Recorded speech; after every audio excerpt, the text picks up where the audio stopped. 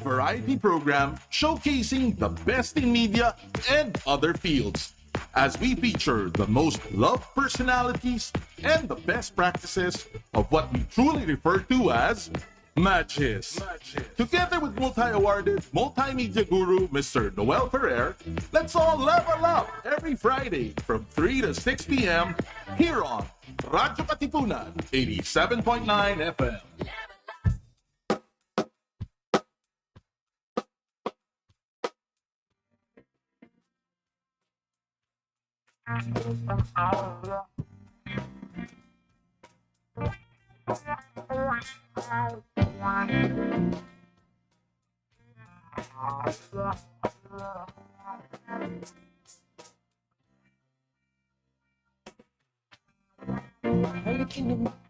Halika no, yeah, boy. Halika no, himigin na. No, yeah, boy. Yeah.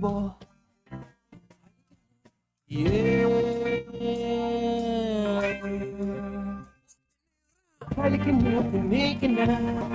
Halika no, himigin na. Halika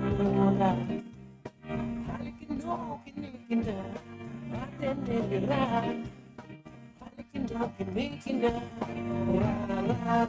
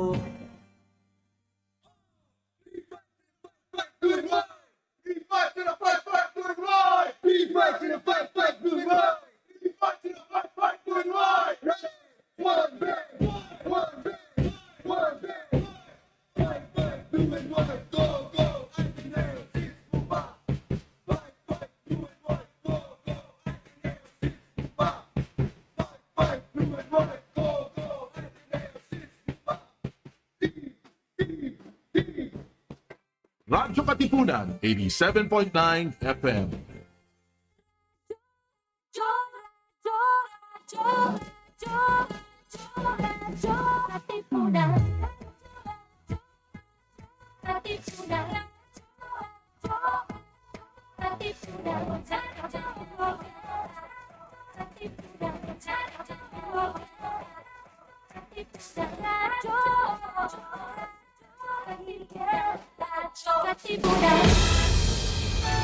Radyo Katipunan.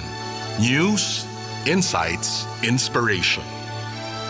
Radyo Katipunan. Down from the hill and down to the world.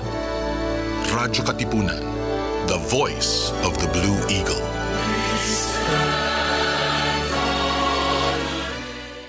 Radyo Katipunan. Radyo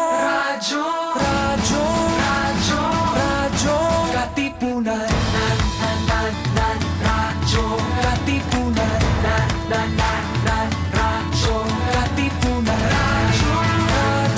Radyo Katipunan. Radyo Katipunan. Voice of the Blue Eagle, kami hindi mapipigil sa pagbabalitang tumpak at tama. Buhay at tenista, sa loob sa labas ng eskwela, ating ibibida lahat ng kwela. Radyo Katipunan. Radyo Katipunan. Radyo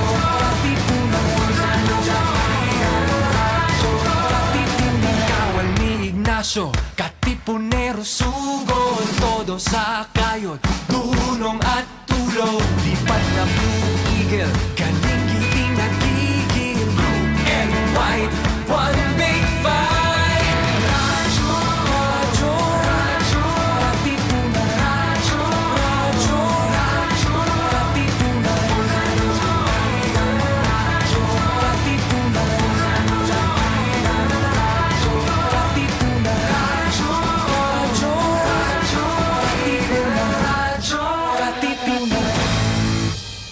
It's time for the music class. Join us for an evening of learning music and appreciating the art behind every hum, tune, and beat. Listen to engaging performances and insights from some of the top and upcoming musicians in the scene today. Tune in every Tuesday evening here on The Music Class. Let the music class begin.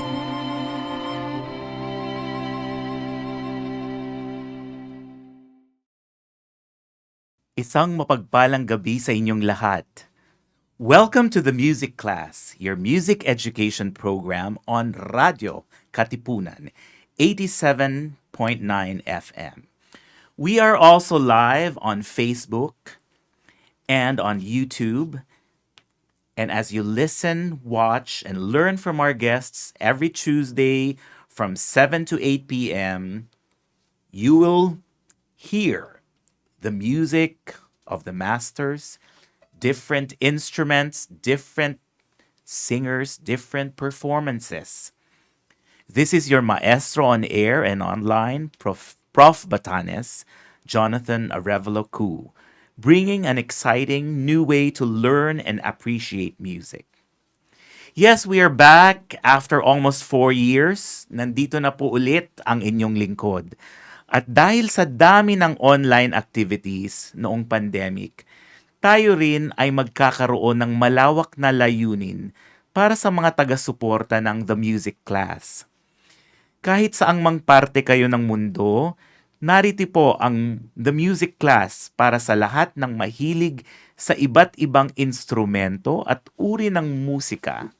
Kung mapapansin niyo po, both in Filipino at in English na ang music class kasi gusto naming makarating sa iba't ibang bahagi ng Pilipinas, iba't ibang bahagi ng mundo. Alam nyo kanina, meron akong ka-chat sa Kenya, isang violinist na hopefully ma-feature din natin siya dito. At ngayon sa Kenya ay 2 o'clock in the afternoon. At sila rin ay nanonood sa atin. This evening, we feature a Balikbayan, orchestral soloist, concert artist, serious musician, and a master violinist, Adrian Nicolas Ong.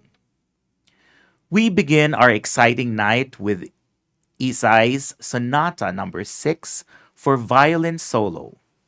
Mga katipuneros at mga music lovers, presenting live here on our studio, here on the Music Class, Adrian Nicolas Ong.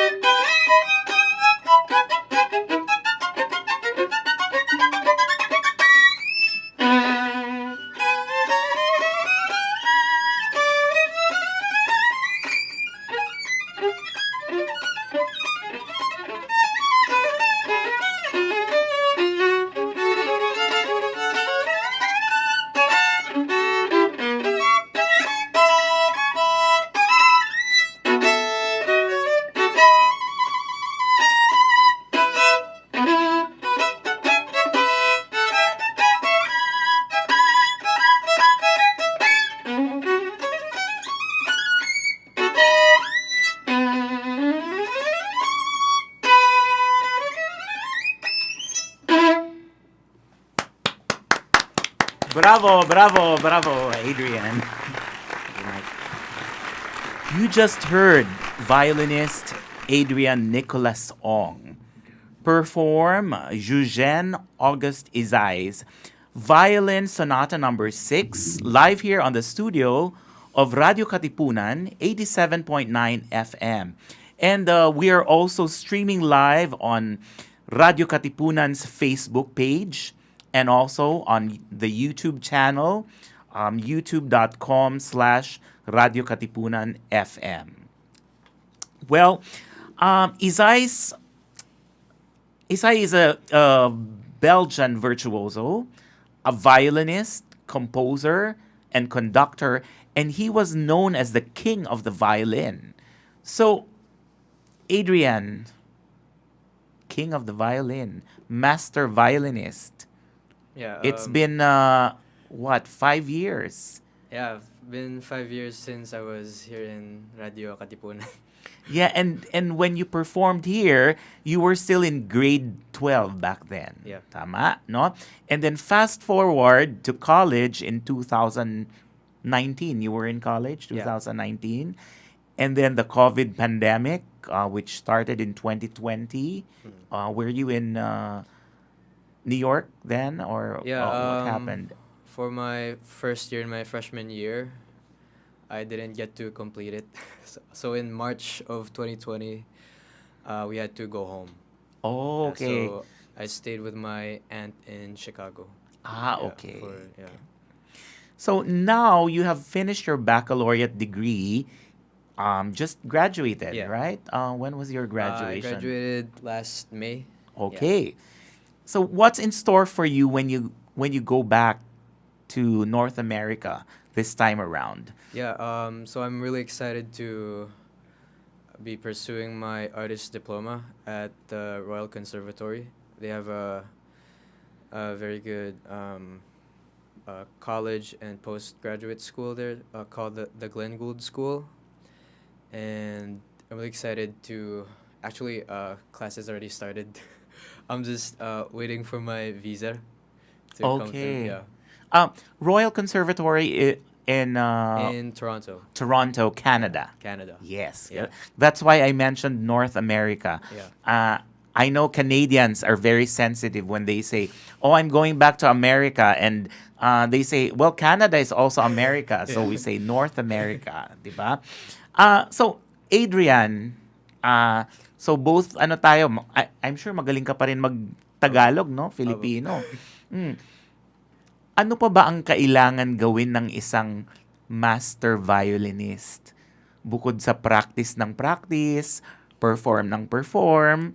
Ano pa ba? Plano ng plano para sa concert tour mo? Anong mga ginagawa mo pa? Ngayon po, tinatry ko na mag-give back sa... So ngayon, nagtuturo din ako.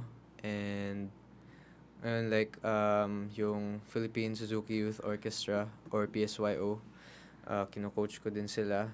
Sumama ako dun sa summer camp nila. And nag-coach din ako sa kanila doon. And also, yung last July, sa Museo Pambata, parang may Child Aid Asia ata yun. Parang kinuha kami nung classmates ko at PHSA, Philippine High School for the Arts, to perform for street children.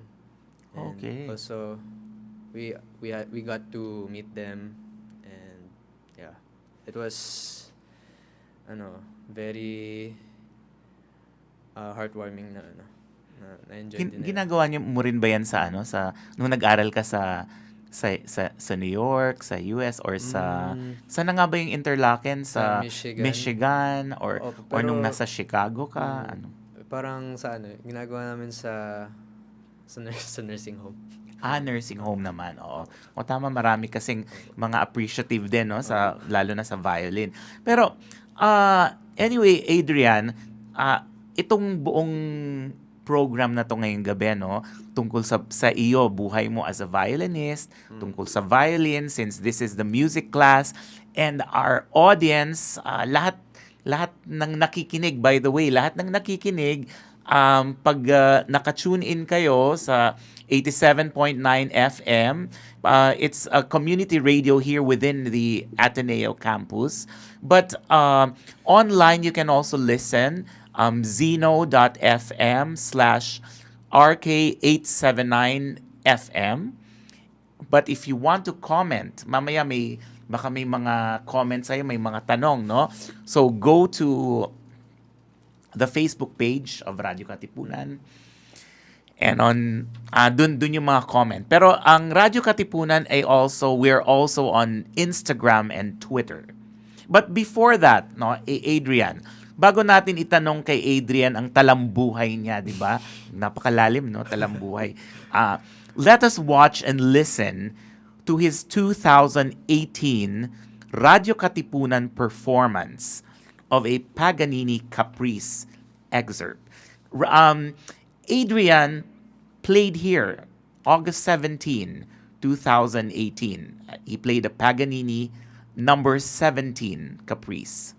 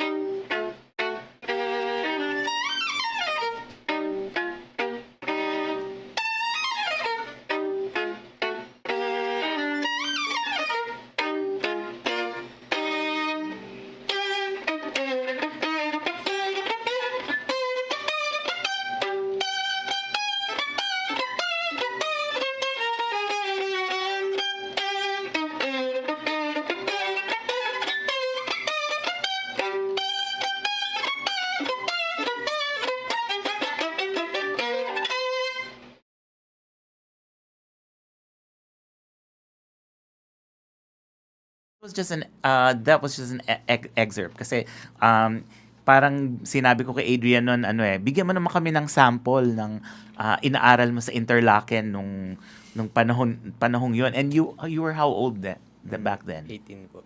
Oh, okay, you were 18, no? And well, before we continue, I just wanted to mention also to our listeners, to our audience, that the music class is one of Radio Katipunan's pioneering musical program, promoting music education on air and online through a combination of interviews and live performances.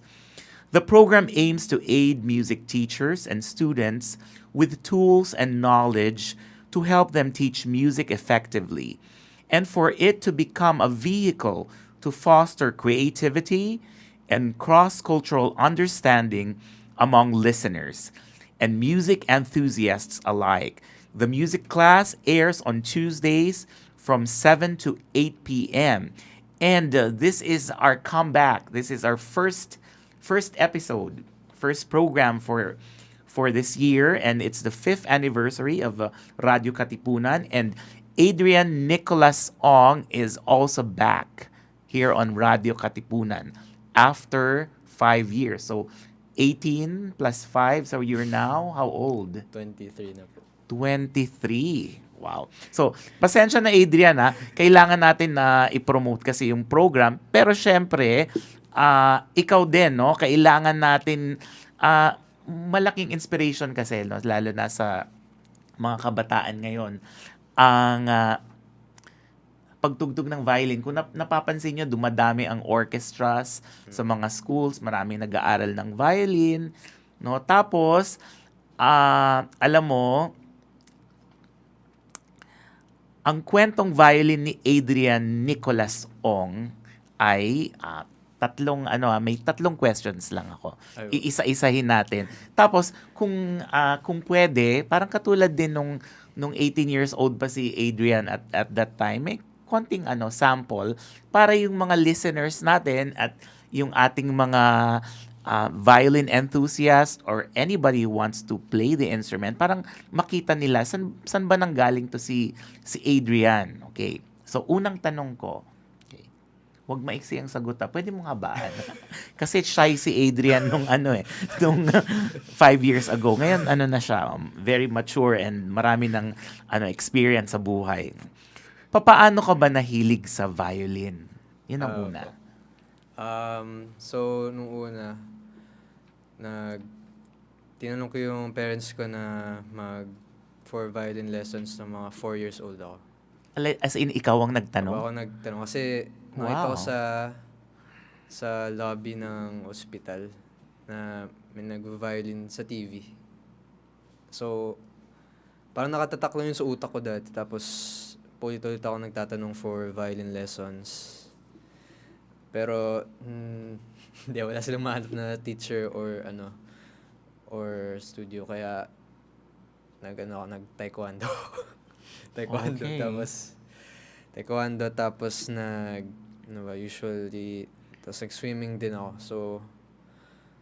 So after 5 years, so 9 years old na ako, natanong ko pa rin for violin pa rin. So, violin lessons. Talagang kinulit mo yung parents mo, no? Abo. Hanggang 9 years old ka, hindi ka pa rin nag-aaral ng violin. Talagang gusto mo talaga. Okay. At saka tapos, rin sila So, nung una parang rin sila. Parang ayaw din nila kasi sila, dentista. Oo, yes. Pero yung best friend ng mom ko, nag-aaral sila ng violin. Silang dalawa nung anak niya. So, nung nalaman nung mom ko yun, ayun na. So, nag-enroll na rin ako dun sa teacher yan, si Teacher Mel. Rin siya. So, siya yung nag-introduce sa akin ng violin, mga basics. And then, siya rin nagsabi sa akin na mag-audition sa PHSA. Oh, okay. Mamaya na yan. Unti-unti natin. 9 years old ka pa lang 9 years old. Oo, 9 years old ka. You were in grade...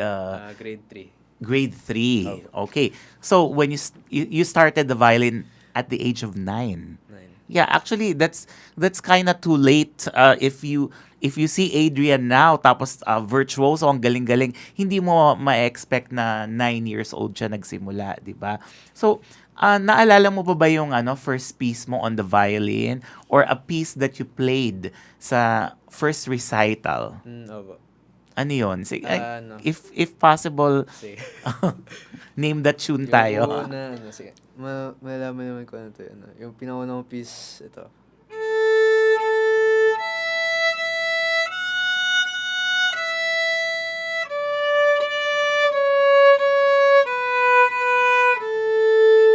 Okay. O talagang matching wala pang vibrato Talagang tinutuon ni Adrian nung bata siya, wala pang vibrato. For our listeners, yung Pakita mo nga yung paano yung vibrato. Yung vibrato, when you vibrate, tama ba? Using the fingers. So, if you were to play that Twinkle, Twinkle, Little Star with vibrato, how would it sound different?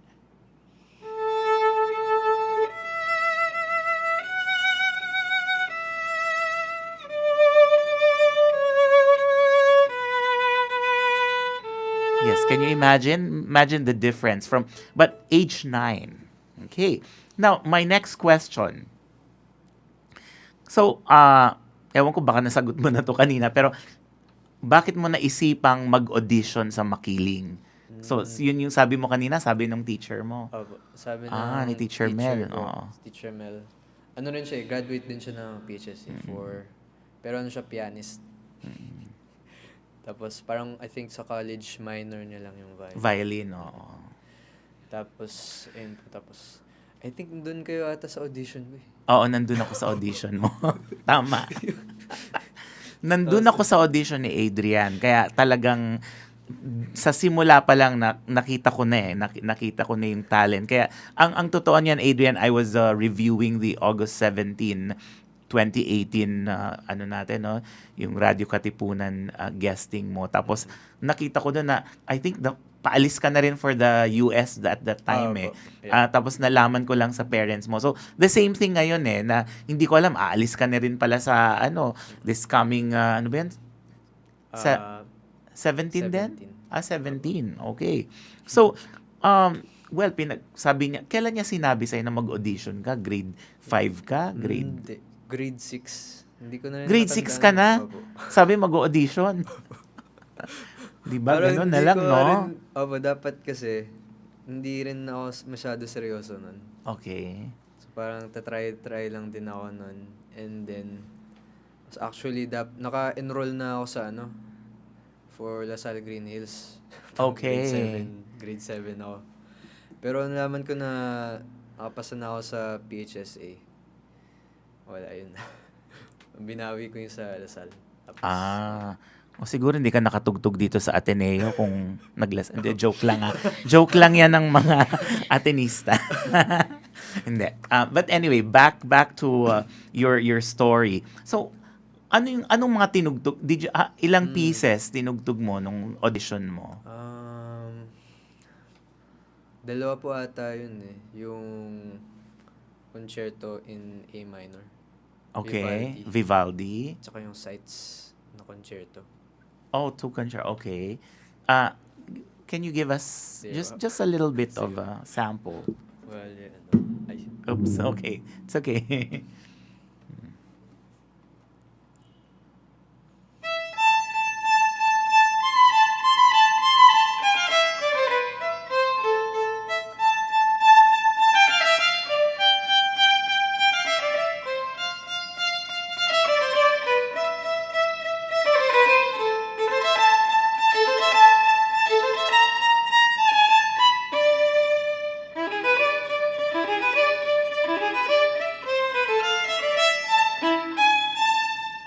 Yes. So, parang may vibrato ka na nun nung narinig namin ikaw sa audition. Oo. So, amazing, actually, yung mga piyesa na yan, Vivaldi, yung sights, tinutugtog yan ng mga 4-year-olds, 5-year-olds, diba? Lalo sa Suzuki nga, ganyan Sa Japan, makikita mo, maliliit na bata, no? Pero si Adrian, sige pa rin, pursigido. At ang maganda nung that time nung nag-audition ka, since I was also there, the music coordinator back then, si Jay Gomez, I do remember him, yun yung time na talagang tinitignan nila yung raw talent. Kasi minsan nga sa sobrang ang daming requirements, ito dapat kailangan may scales ka, may arpeggios ka, dami. Hindi na nakikita na, uy, grabe pala yung talent neto na pwedeng pagpunta sa Makiling, dun pa niya mas mapapagaling, di ba? So, alam mo, after 4 years, saka na lang kita napakinggan ulit sa CCP, Little Theater noon. Alam ko parang graduation mo yun. Pero ang bilis ng level up mo. Yeah, well, really, it was really fast, no? After 4 years. And, well, parang music class din yan, no? Ano ko, a whole new level of musical learning experience. Tapos, ah, bigla ka na lang, nung high school ka ba tumugtog ka na with an orchestra? Or, Hindi po. hindi pa. Hindi But pa. you played chamber music. Meron kang mga, Opo. parang Ay, groups, sa no? With high school or wala rin? high school sa States or sa... And high school, I'm sorry, no? O Or, nga pala, senior high school ka sa US, grade Opo. 11 and 12. Sa Makiling ka, grade sa Makiling. 7 to... Yeah, sa Makiling muna, Makiling tayo. Sa Makiling, opo, may mga, I think nung third year, hindi, pati nung mga grade 7 din ako. Usually, yung pinaka-basic form of chamber music ko lang nun is ano ba yun? With guitar. Oh, with guitar. Okay. So you experience, in other words, chamber music, I guess in layman's term, no, ensemble playing with other people, di ba? Pinag-usapan natin last time yan dito nung 5 years ago na. When you play with the pianist, halimbawa piano and violin, pwede rin siyang maging chamber music kung equal ang piano and violin, or katulad mo, no, guitar and violin, ganon.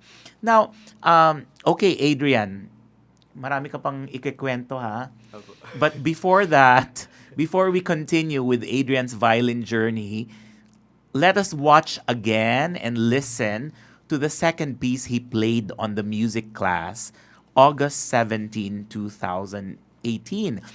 This one is from Bach's Partita number 1, Saraband, and he played the whole movement of that. So let's watch and listen.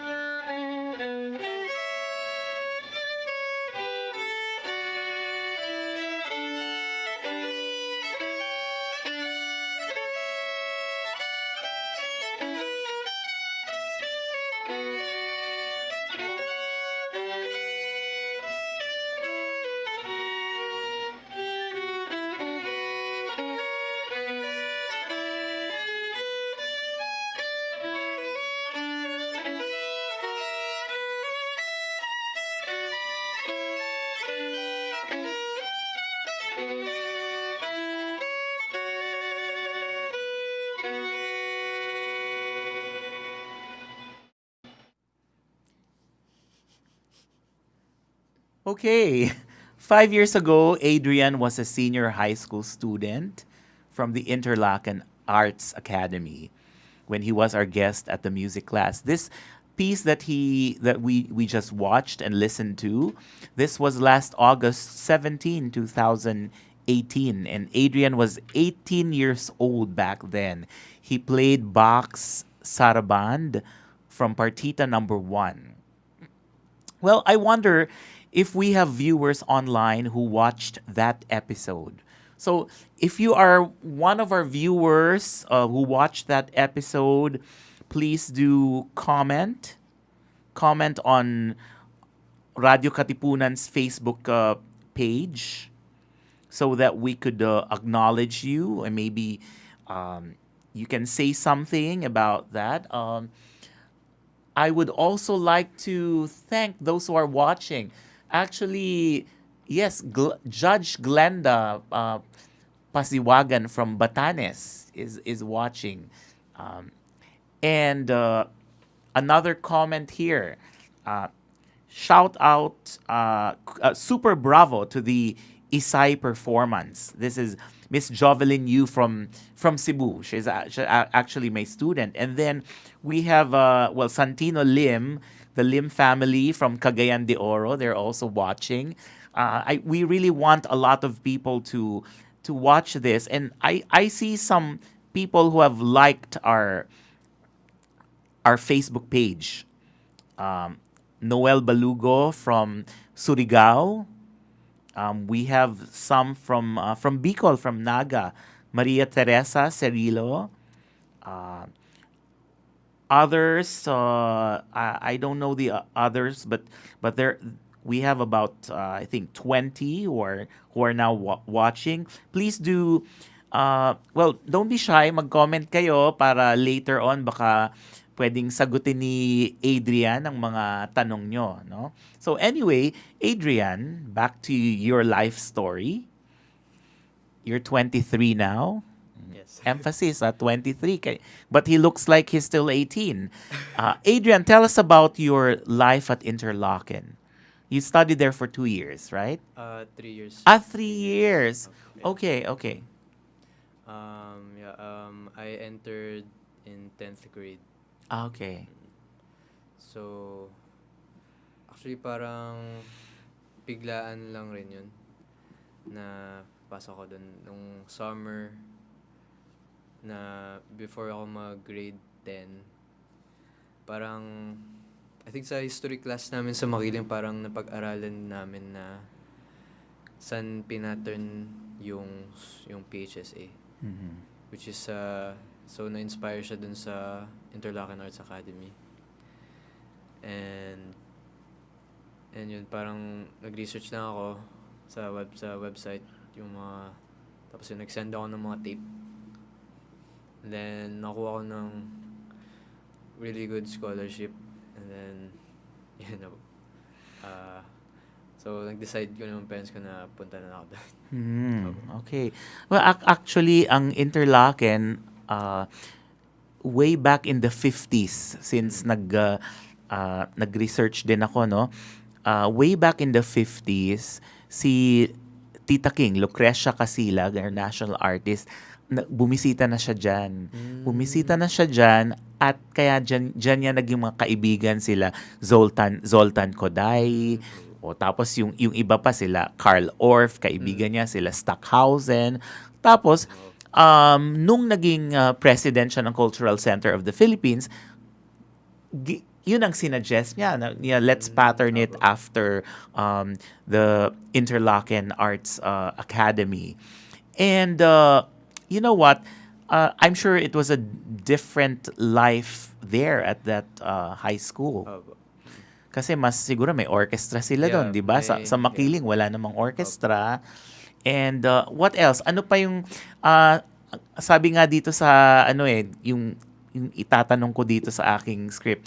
Iba-iba kasi ang role ng violinist, di ba? There are different roles of a violinist. So you can be a soloist. Yung ginagawa ni Adrian ngayon, he's playing a cappella or unaccompanied. Although usually meron kang accompaniment sa piano, meron din tayong pinag-usapan kanina, chamber music. Yes. Adrian can play with another instrument, or ano yung mga chamber music na experience mo na? So yung parang naging maganda experience ko sa Interlaken, parang conservatory life agad. So parang meron na kaming chamber music. So nagkaroon ako ng string quartet doon. Parang first string quartet ko. Tsaka orchestra. Okay. String quartet. So, Yeah. just for our listeners, those who are not familiar, kasi although dito sa Pilipinas parang nagiging famous na rin naman yung string quartet, no? Merong Manila String Machine, merong iba-ibang mga string quartet. But for our listeners, can you tell us what a string quartet is? Yeah.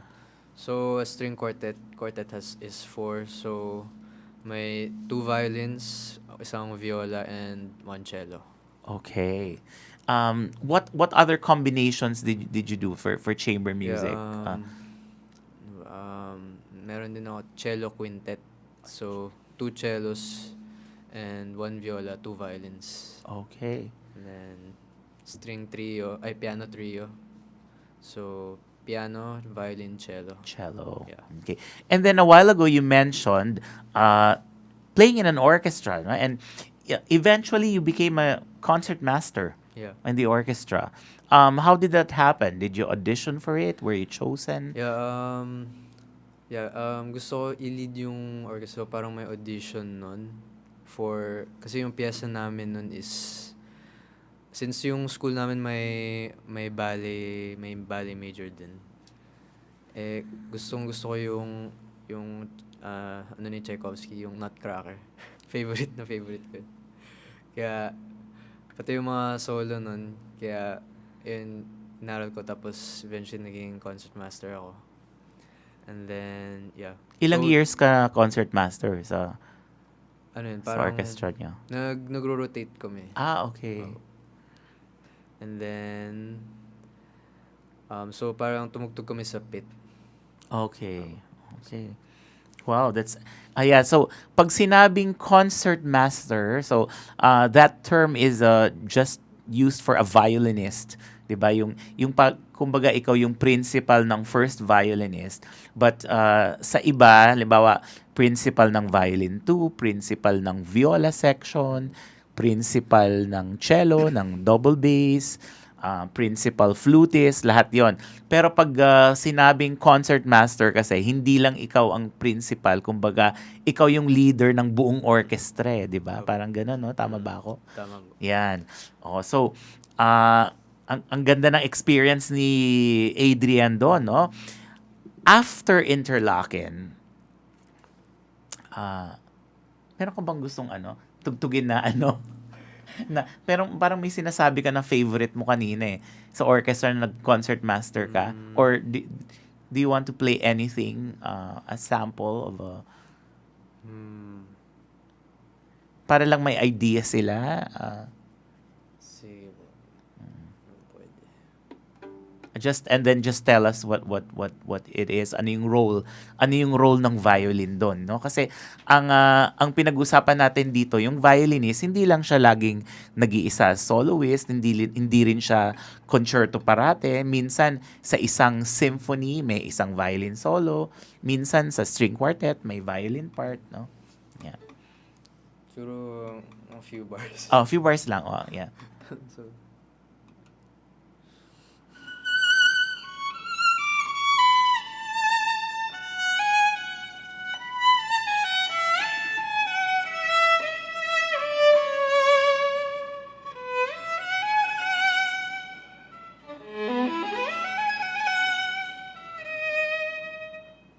parang may pakalimutan ko yung So, sulat. anong title Sa- ng piece na to? Actually, galing yun ng Swan Lake. Swan Lake by Tchaikovsky? Oh, which part is there basta it's a violin solo of the concert master. Oh, wow. See, kahit ako hindi ko ma-recognize 'yan kasi hindi ko naman memorize yung buong Swan Lake. But can you imagine ganun ka powerful yung music and violin kay Adrian, na naaalala niya? You just remember things and you can just play. How does that happen? Depende rin po. Usually, pag old piece, mas madali siyang i-practice ulit. Oh, okay. Yeah. Ewan ko, no, wala pa ako na nakikita sa YouTube or anything na may ganitong program na parang yung name that tune or bigla ka na lang tutugtog, no? Ang alam ko, when Leonard Bernstein was still alive, he would have a lecture series and then he would play on the piano. No, but I don't know if there's a violinist who can do that. And yeah, really proud of you. I hope you continue with that. Like just keep on. I don't know, like para pag tumutugtog ka sa mga bata o bigyan mo sila ng sample ng isang Beethoven symphony, bigyan mo ng sample ng isang quartet na syempre lahat alam yung Eine kleine Nachtmusik, di ba? Oh, parang ganon. Anyway, let's go back to bilis ng oras, no? Let's go back.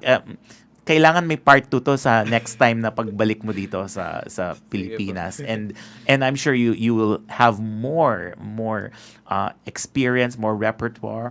Okay, let's move to your undergraduate degree.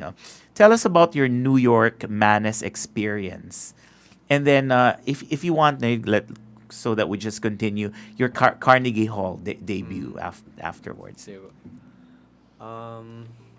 So, in 2019, nagkaroon ako sa Mannes School of Music, which is in New York, sa Greenwich Village.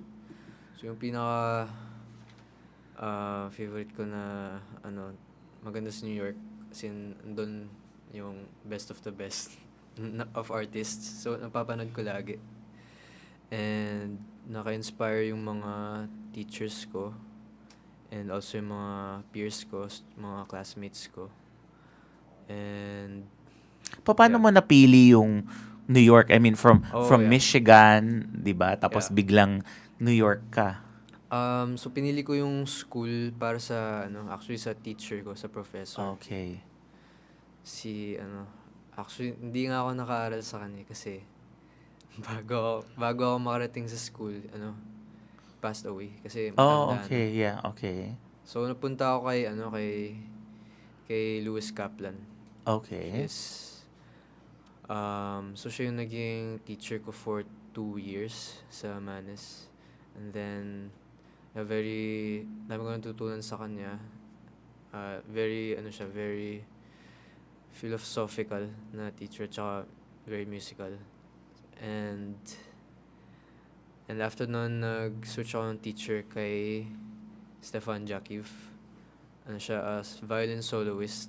So parang mas gusto ko matutunan yung parang galing sa artist na side of violin playing rather sa galing sa parang teacher or professor. So dun ko mas natutunan yung ng performing kay Stefan. Kasi lagi siyang busy. Nagugulat nga ako kasi minsan nasa UK siya bigla, sa weekend nasa New York na agad siya. Yeah. Oh. Yeah. So while you were a student at Mannes, you had a Carnegie Hall debut? Yeah, and then for my senior year, yung Phila Music Foundation, which is yung director si Victor Asuncion. Yeah. So actually nag-meet kami nung freshman year ko sa New York. So pumunta ako sa concert niya sa New York. Tapos tumugtog din kami. In-invite niya ako tumugtog sa residence ng consulate. Yes. Okay. of New York. Then doon yung first namin na tugtog. Then eventually, nung pandemic, nangyari is, so nasa Chicago din ako. Ay, naka-base din siya sa Chicago. And dun, mas naging close kami na musicians nung sa Chicago. And eventually, nung senior year ko sa Mannes, nag-decide yung foundation tsaka yung board members na bigyan ako ng debut recital sa Carnegie. Oh, yes. Yeah, actually si Victor Asuncion, nung first year high school ako, fourth year siya. Oh, yan. So nagkaabutan kami. Tapos nung nag-aaral naman ako sa Florida, nandun din siya. So yeah, very and I was actually even there when he had his Carnegie Hall debut also in New York. So for our listeners, pag sinabi kasing Carnegie Hall, big deal yan sa mga big deal sa mga musicians, classical musicians lalo na, no? Kasi well, normally may mga critics na magsusulat, tapos parang sabi nga nila, you made it if you have performed at Carnegie. I saw in your bio, 'di ba? Did you play for Charles Castleman for a master class Yeah, or in yeah. high school pa. High school High school pa. Oh, Oh, so he went to yeah. Interlaken. Okay, wow, it's another amazing violinist. Okay, so Adrian, I'm not sure how long your next piece is. So, and I think we're about running out of time kasi kailangan natin mabasa later yung mga comments pala, no? But in the meantime, Adrian will play a Bach violin sonata. Yes. And this is the first movement of sonata number 2 in A minor.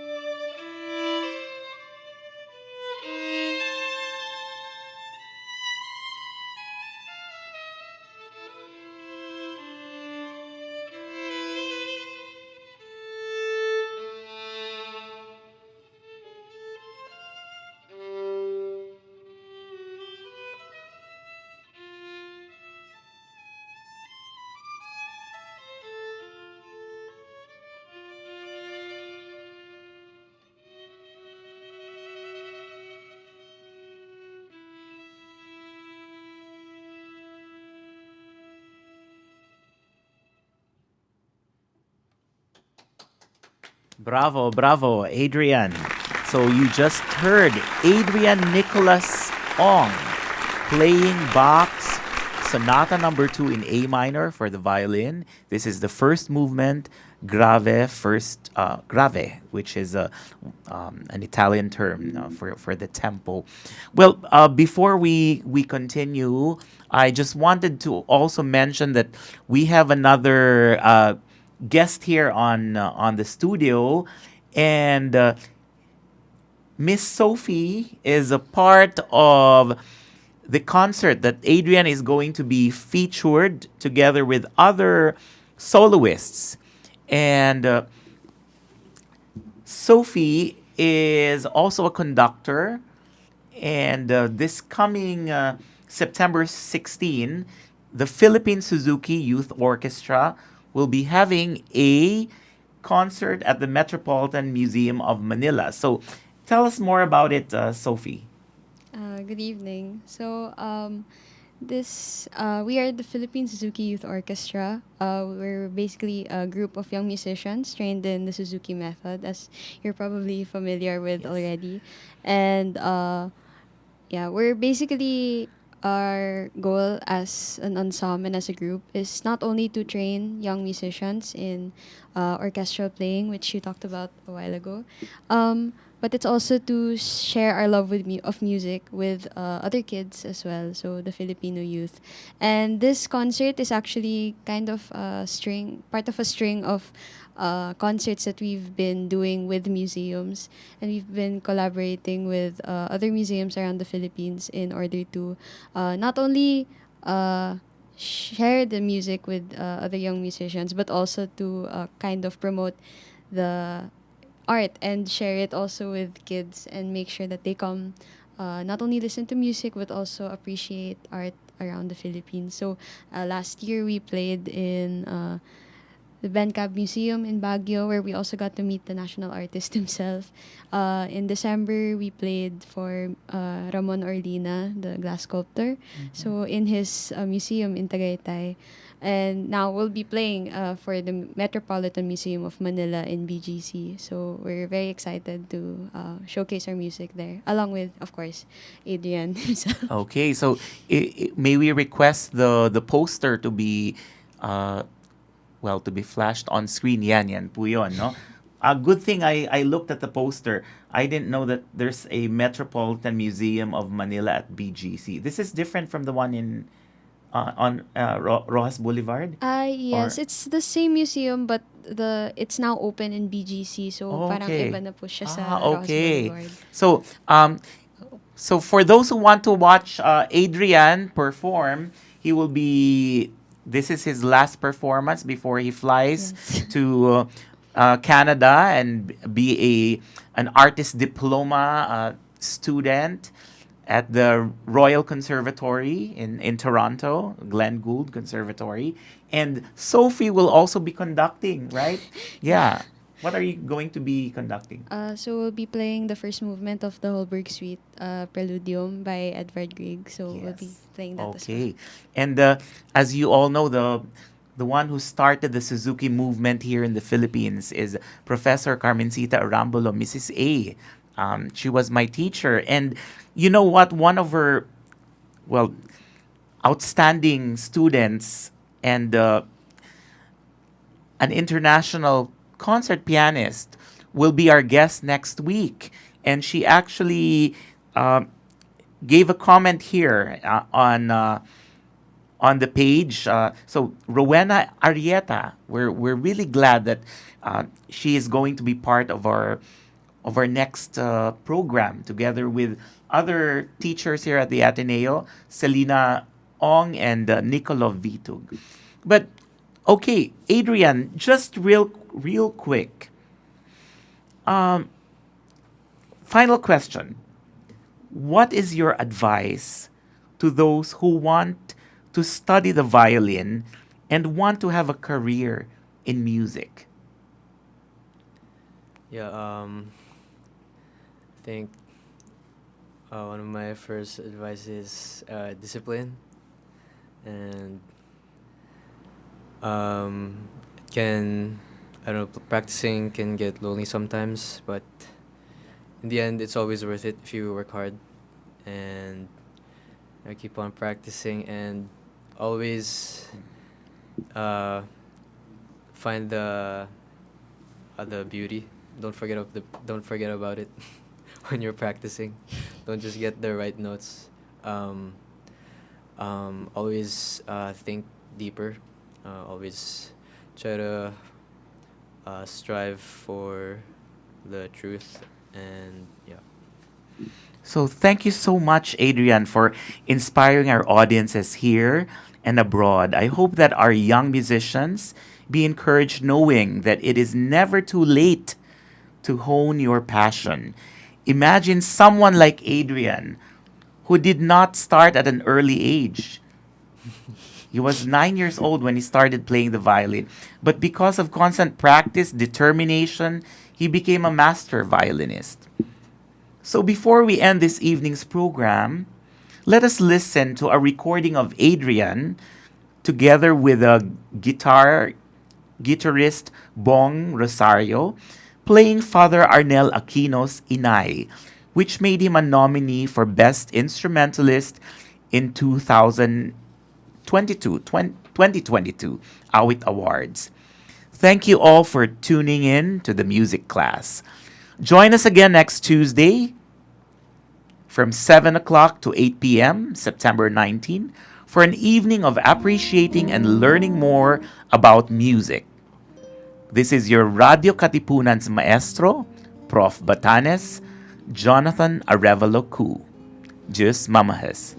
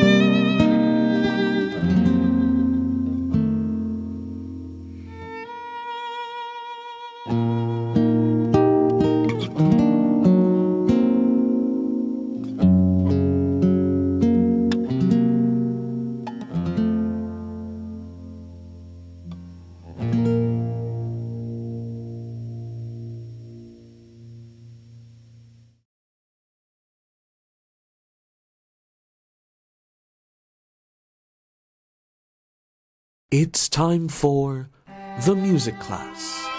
Join us for an evening of learning music and appreciating the art behind every hum, tune, and beat. Listen to engaging performances and insights from some of the top and upcoming musicians in the scene today. Tune in every Tuesday evening here on The Music Class. Let the music class begin. Radyo